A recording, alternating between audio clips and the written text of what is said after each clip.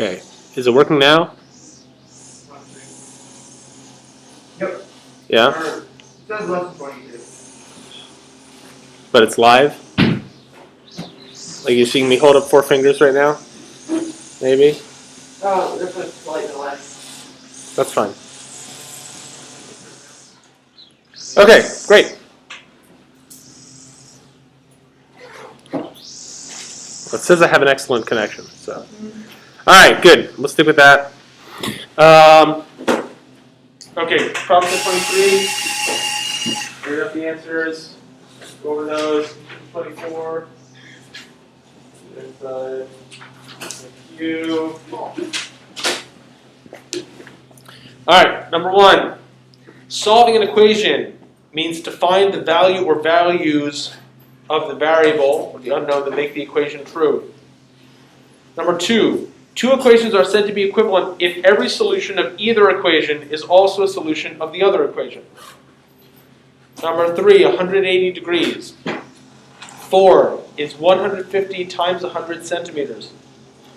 5 is 116 times 2.54 square centimeters. 6 is 11 inches. 7 is 3 feet. 8 is 14. 9 is negative 3/10. 10 is negative 15 over 8. 11 is negative 2.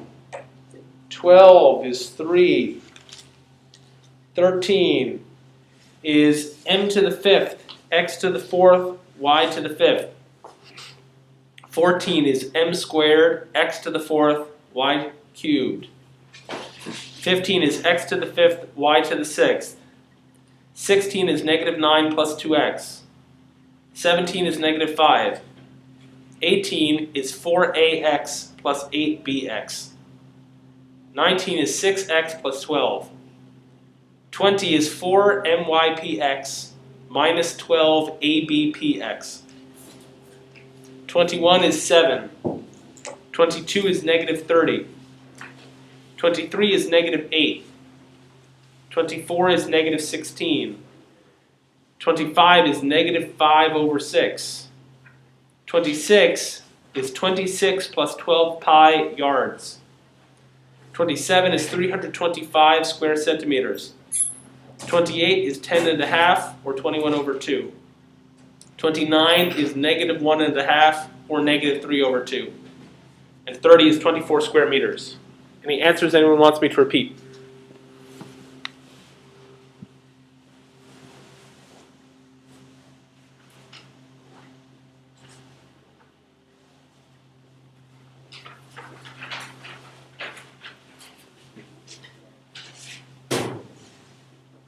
Anyone?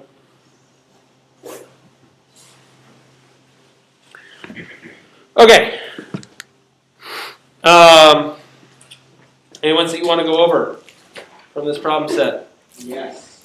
All right. So have your textbooks open to page 101, please.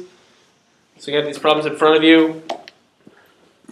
What do you want to go over? Number 27. 27. Find the area of the figure. Dimensions are in centimeters. We've got this funky thing here. 10, 8, 25.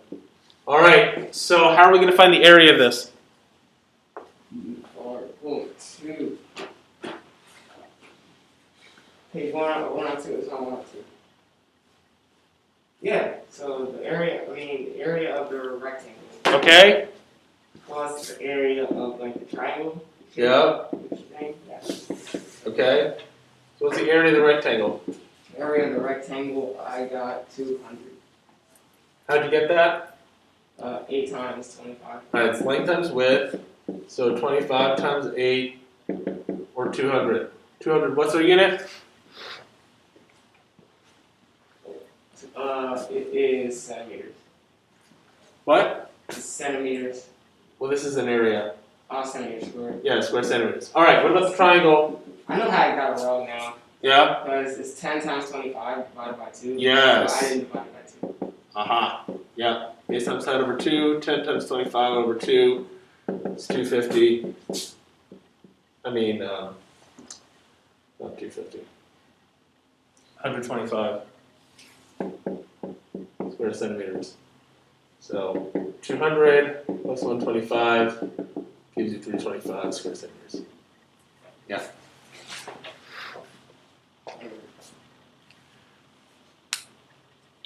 All right. Next. Number 25. 25.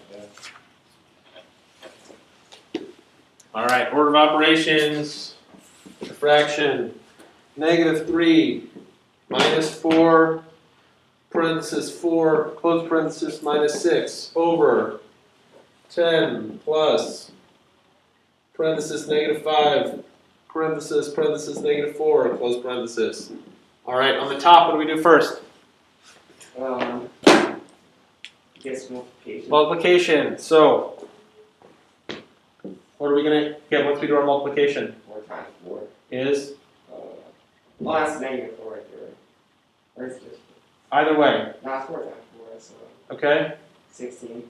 So we're going to have, what am I going to write here? -3 Minus 16. minus 16 Minus 6. minus 6. Okay, and then what am I going to do? -3 minus 16. -3 minus 16 is? -19 minus 6 is? Dang. Yeah, it's trying to figure out my head. -25. Yeah, it's -25. All right, on the bottom, what do we do first? Multiplication. What do we get? 10 plus 20. 10 plus 20 becomes 30. 30. Can we simplify this at all? No. No? I think you can divide by 2. No, divide by 5. We can divide them both by 5. What's -25 divided by 5? -5. Okay, what's 30 divided by 5? 6. All right, now 5 is prime, and it doesn't go into 6. We can't simplify any further. -5 over 6. Okay. All right. Yeah. I got a question. Yes. I already did one. Can you repeat the answer to number 28? 28. Yeah, give me just a second to pull it up.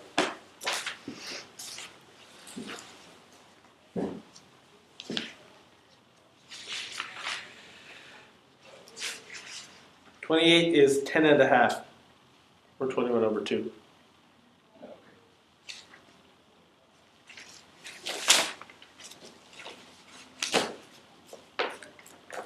Other ones you want to go over, or you have questions about, concerns? How do I do this kind of problem?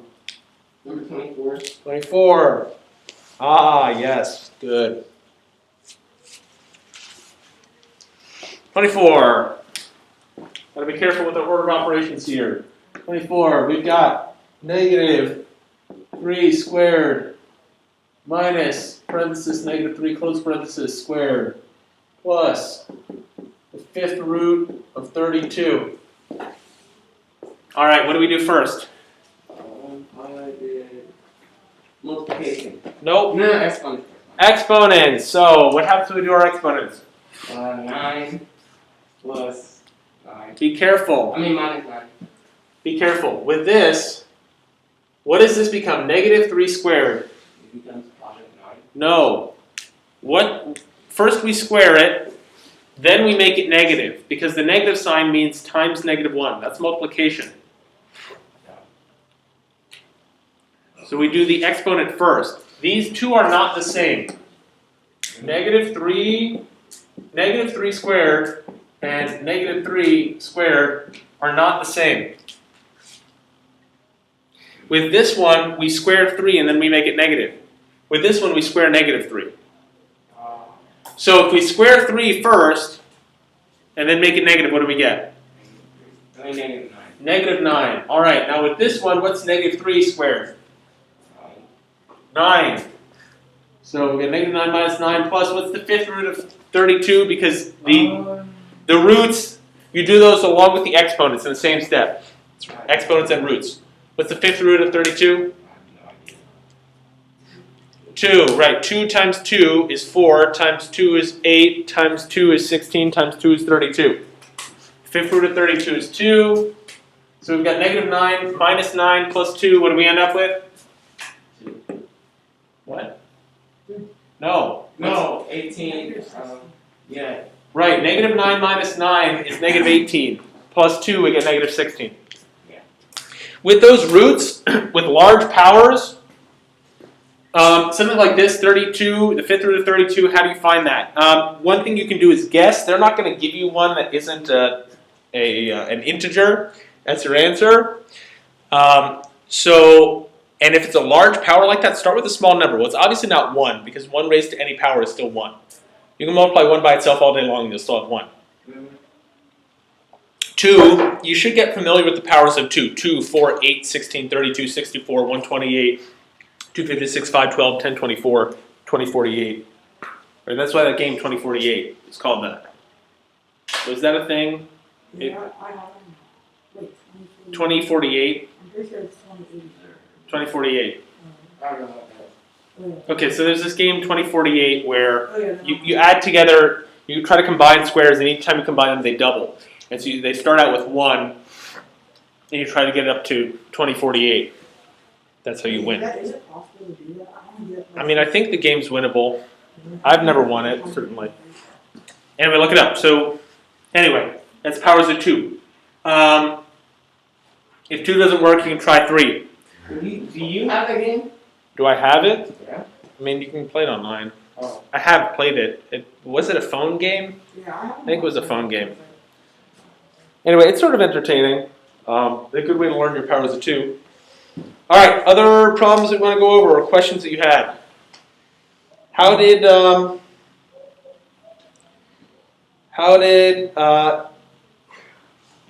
numbers 8 through 12 go? Numbers 8 8, 9, 10, 11, 12. Did those go okay?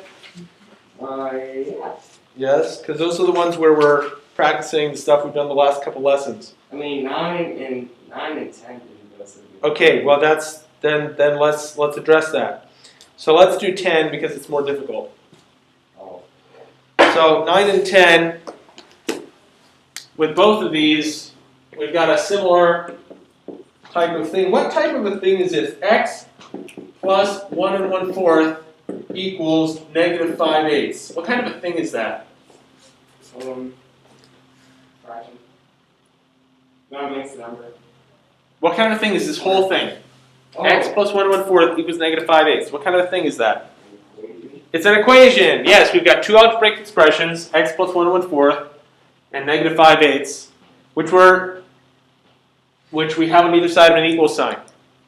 What are they asking us to do in this problem? Find a solution for x that makes this true. Solve the equation, find a root of the equation, either one of those, solve it, which means what value of x will make this equation true. How do we solve an equation like this? We're always going to try to get our variable by itself. How can we get x by itself in this equation? 1 1/4 minus 1 1/4. Right, so if we subtract 1 1/4 over here, then x will be by itself. Those will cancel out. Plus 1 1/4 minus 1 1/4 cancel out. If we subtract 1 1/4 over here, though, what do we also have to do? Subtract it on the other side. Subtract it on the other side. That's our additive property of equality. We can add the same thing to both sides, and they'll stay equal. Or subtract, because subtraction, remember, is adding a negative. Okay, so on the left, we're left with just x, and on the right, we have negative 5/8 minus 1 1/4. Okay, now what do we have to do to figure out what x is? Negative 5/8 minus 1 1/4. Make 1 1/4. Come down here. Okay, so what will it become? 1 and 2/8. Minus 1 2/8, okay? What's negative 5/8 minus 1 2/8? It is going to be 3. No, negative 3. 4, 8. So remember this is 0 and negative 5/8. Remember when we've got mixed numbers that we're adding or subtracting together, we can do the whole parts and the fraction parts separately. So what's 0 minus 1? 0 minus 1? Yeah. No. 0 minus 1. Oh, 0. No. I don't know. You're at 0 and you're going to subtract 1, which means you go one place in which direction? Negative 1. Yeah, negative 1. Okay, what's negative 5/8 minus 2/8? Negative 5/8 minus 2. Oh, negative 2. No. We've got negative 5/8, Yeah. and then we're taking away 2 more 8s. Okay, so negative 2. No. Negative 7. Yes, negative 7/8. That's what I mean. I just had Okay, so there's your answer, negative 1 and 7/8. that. Yeah, I got that. The other way you can do that is with negative 5/8 minus 1 and 1/4. If you don't want to deal with negative mixed numbers, which I don't want to deal with, you can convert this to an improper fraction. So we got negative 5/8 minus 5/4, or negative 5/8 minus 10/8. Negative 5 minus 10 is negative 15/8, or 1 and 7/8. Negative 1 and 7/8. They're the same thing. This is what I recommend that you do if you've got like a fraction and a mixed number, or 2 mixed numbers and they're negative, so you don't confuse yourself too much. Okay, we're combining 2 things there. We're subtracting, well, we're doing the additive property of equality. We're subtracting numbers with mixed signs or signed numbers, and we are adding and subtracting fractions and mixed numbers. Make sure you're comfortable with all those skills. Other questions? No. Okay, all right, turn to page 102, lesson 24. Lesson 24. So yesterday we had the additive property of equality. What is the additive property of equality that we talked about yesterday? What does that state?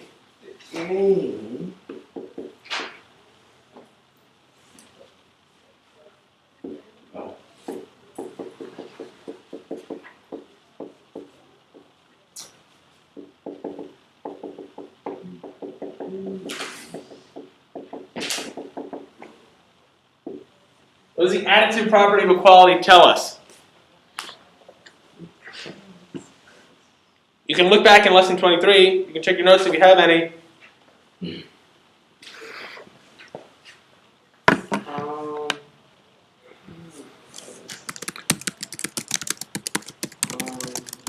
Hold on.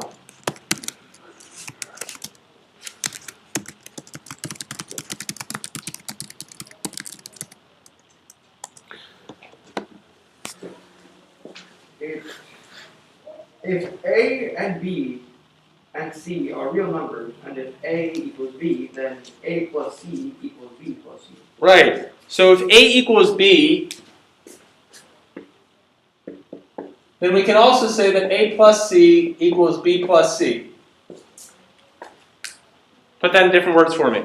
Right, if 1 equals 1, then 1 plus 3 will equal 1 plus 3. If it's equal to begin with, what will happen if we add the same thing to both sides?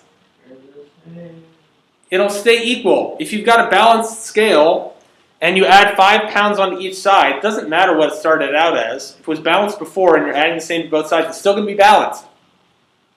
Yes? So if your equation is balanced to begin with, you can add the same thing to both sides and it'll still be balanced. It'll still be an equation. It'll still be an equivalent equation, in fact. Today, we've got the multiplicative property of equality. Any guesses as to what this is going to have to do with? Multiplying? Multiplying, yes. The multiplicative property of equality very similarly says that if we've got 2 things that are equal to each other, if A equals B, and then we multiply them both by the same thing, they'll still be equal. Yes. This is another thing that we can do. We're good.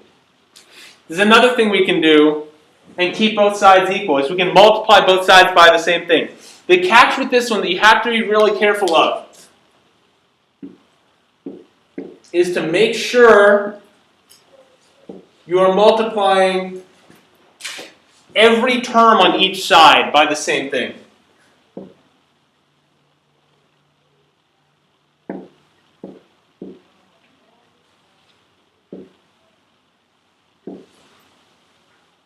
So if, for example,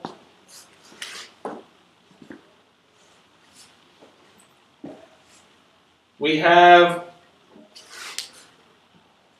let's see, let's just say x equals 3 plus 2. Obviously x is equal to 5. If we use the multiplicative property of equality, let's say we want to multiply each side by 2. How am I going to rewrite that? What will the left side become? If I want to use the multiplicative property of equality on this equation, say I want to multiply both sides by 2. What will it become? So I multiply x by 2, what do I get? X. 2x 2x, yes. equals 3 plus 2 parentheses. Right, 2 times 3 plus 2. If I only multiply the 3 by 2, I'm going to get something weird. Right? X is equal to 5, we can tell. So 2x should be equal to 10. But if I only multiply the 3 by 2, and I don't multiply the 2 also, I'm going to end up with 6 plus 2, 8. Uh-oh, something went wrong. Now 2x is equal to 8, so x is equal to 4. You have to make sure you multiply the entire side by 2. Usually this is going to mean that if you've got things combined with addition or subtraction, that you put them in parentheses and then multiply that whole thing by whatever you're multiplying by. Yes? No, x equals 5. That's saying make sure you multiply every what? Every term. So on the left here, we just have the one term x. So we multiply by 2, we get 2x. On the right here, we have two terms. We have 3 and 2. We have to make sure we multiply both of them by 2. So we can either do that, or we could say 2x equals 2 times 3 plus 2 times 2. This would work also, because we're multiplying the 3 by 2 and the 2 by 2. You have to multiply every term by the same thing. Otherwise, it's not going to work. The same way that the additive property of equality we can use for subtraction, because subtraction is just adding a negative. Similarly, we can use the multiplicative property of equality for division, because division is the same as multiplying by a fraction, multiplying by the reciprocal. Yes? Yes. That makes sense? Okay, so let's take a look at a couple of examples from the book. It's on page 103 here. You can follow along with me doing it on the board or in the textbook. The first one there, 5x, we want to solve 5x equals 20. What can we do to get x by itself? Obviously x is 4. Divide this by 5. Divide by 5.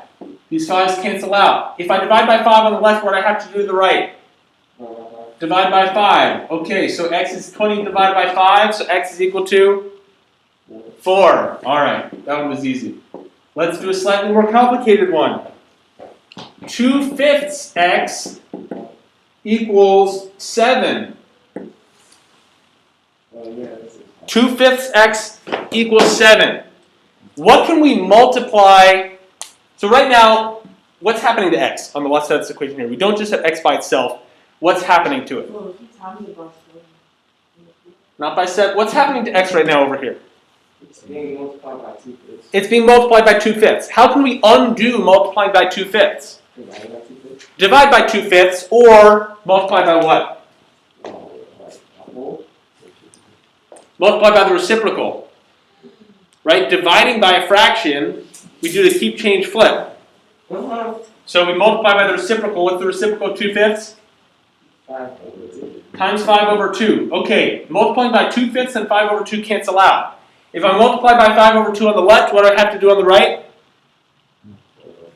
Multiply by 5 over 2. Okay, so x is equal to 7 times 5 over 2, or 7 over 1 times 5 over 2, what am I going to get? 35 over 2. Notice how I got that. Because x is being multiplied by 2/5 over here, to undo that, I multiply by the reciprocal. The multiplicative inverse. That's the thing I can multiply by to undo multiplication. See, all these terms that we were doing before suddenly become extremely useful. We undo multiplying by 2/5 by multiplying by 5 over 2. The multiplicative property of equality tells us we're allowed to do this as long as we do the same thing to the other side. So instead of 7 over there, we have 7 times 5 over 2. 7 over 1 times 5 over 2 is 35 over 2. Let's do one. Nah, let's not. Actually, yeah, let's do one more. Let's do, so go to page 104, the practice. Let's do practice C on page 104. 104. Practice C. Yup. X over 1/4 equals 20. Say, wait, what? A fraction and a fraction? Okay. Shouldn't bother us. It shouldn't bother us. Why? How do we undo dividing by 1/4? Multiply by 1/4. Right. Which is just 4. Okay, multiply by 1/4. So if I multiply by 1/4 on the left, what do I have to do on the right? Divide. What? Multiply. I have to do the same thing on both sides, always. So if I multiply by 1/4 on the left, what do I have to do on the right? Multiply. By? Multiply by 1/4. All right, so then we get x equals 20 times 1/4, or what? 4. No, how do we multiply a whole number and a fraction together? I just did it. Fraction. What? Make 20 over 1. Right, 20 over 1 times 1 over 4 20 over 4. is 20 over 4, or 5. 5. Right? I can also simplify ahead of time, unless I've got a 20 on the top, 4 on the bottom. Can divide those both by 4. 20 divided by 4 is 5. 4 divided by 4 is 1. 5 times 1 is 5. Question. 1 times 1 is 1. Yes. When that happens, right? So 1/4. Yep. So can't I just switch it around and make it 4 over 1, which is 74, and divided by 2? I mean, divided by 20. No. You have to have a reason for everything that you do. So, multiplying by 1/4, you can think of it as 20 divided by 4. Mhm. That's okay. Right? Because if we flip this over, we have to also flip the sign. So if we flip 1/4, it'll become 4 over 1, but then we also have to flip the sign here to division. So dividing by 4 is the same as multiplying by 1/4. Okay. Okay? Yeah. All right. I believe it's all again. Whoa, what? But let- Did you get it all for the next?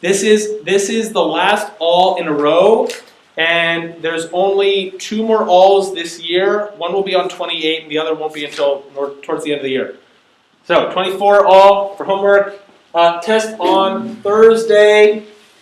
So tomorrow, be ready for review. Test But why? 5 Thursday. Why you gotta do it like that? Goodbye.